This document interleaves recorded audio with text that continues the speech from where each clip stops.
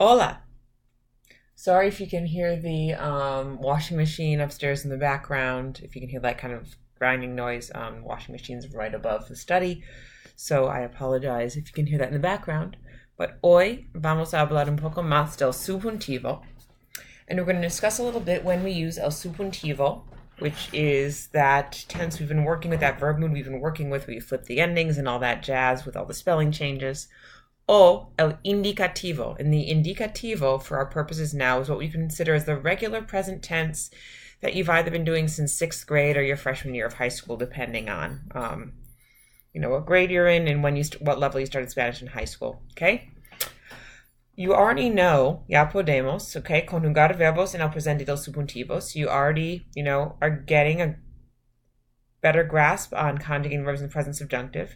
And you're starting to get more of a grasp on using el subjuntivo con oraciones weirdo, más el presente del subjuntivo, okay? And you also we already know, sabemos que las dos cláusulas, or the two clauses, two parts, de esas oraciones tienen sujetos diferentes.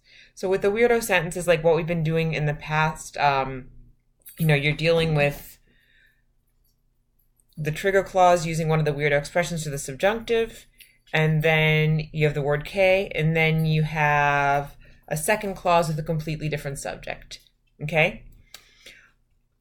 So that's where we are up to now, and today we're going to kind of go to the next step. So first is a quick reminder, un repaso, a review of weirdo, y qué significa, what it means.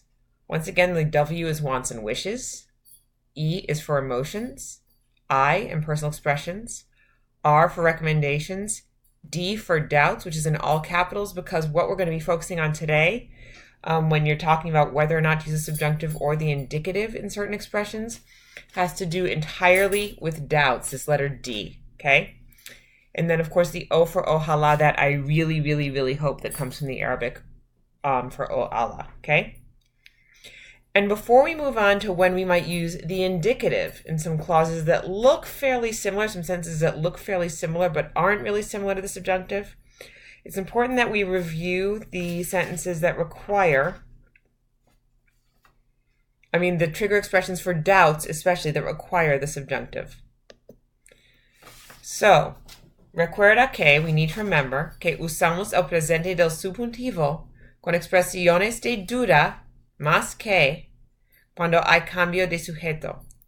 So another way of saying this is that when we see an expression of doubt plus the word que and a different subject in the second clause, we use the present subjunctive in that second clause.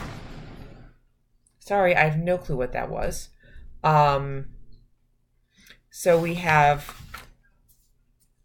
dudar, which is to doubt. No creer to the right, which is to not believe.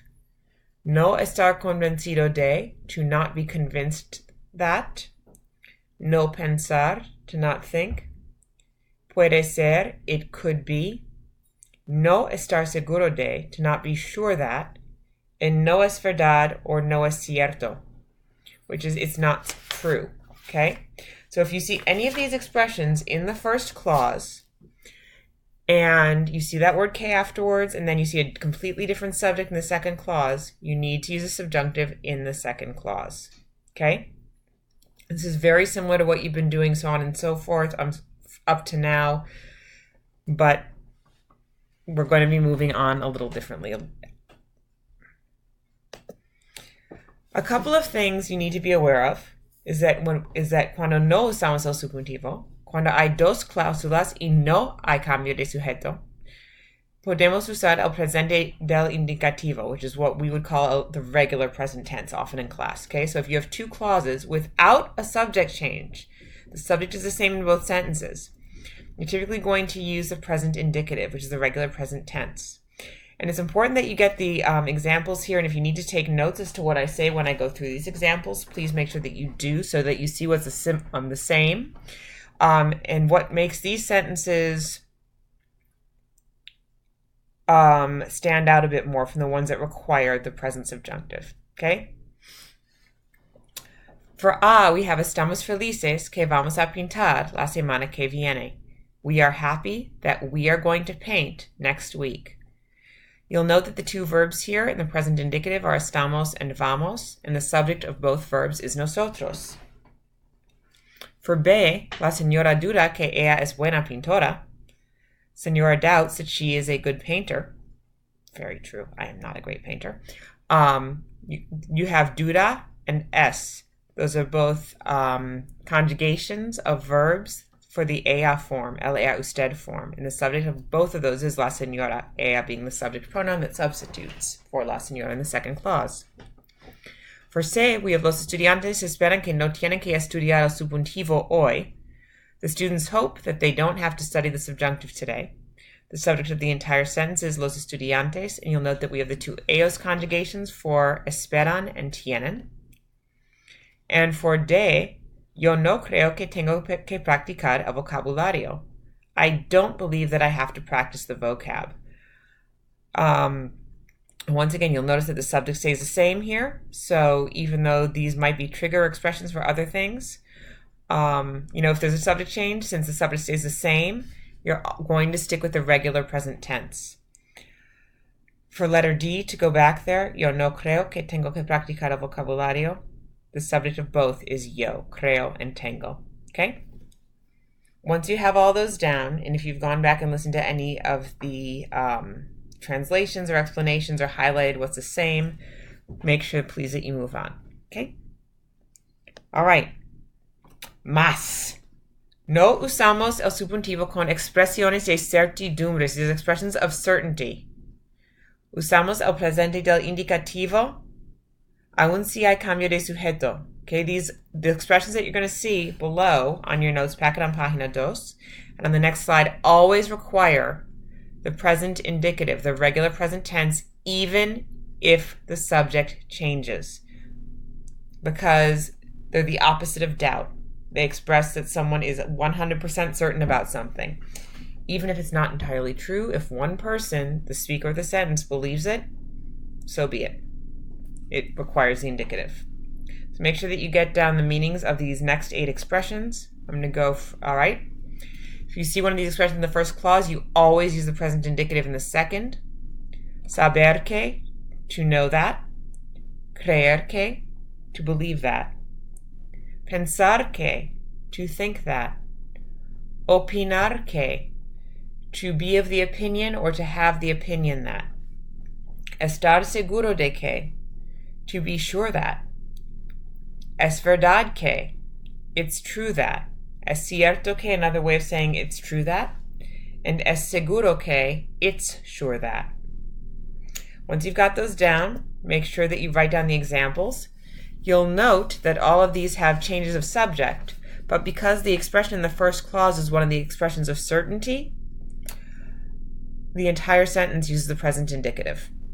So for letra E here, we have la señora sabe que ustedes pueden conjugar verbos en el presente del subjuntivo. Señora knows that you all can conjugate verbs in the present subjunctive. The use of the verb saber in the first clause before the word que requires that we use a regular present tense in the second clause, even though there's a subject change from la señora to ustedes. Same with letra F. Nosotros creemos que la clase tiene que jugar matamoscas para practicar. We believe that the class has to play matamoscas to practice.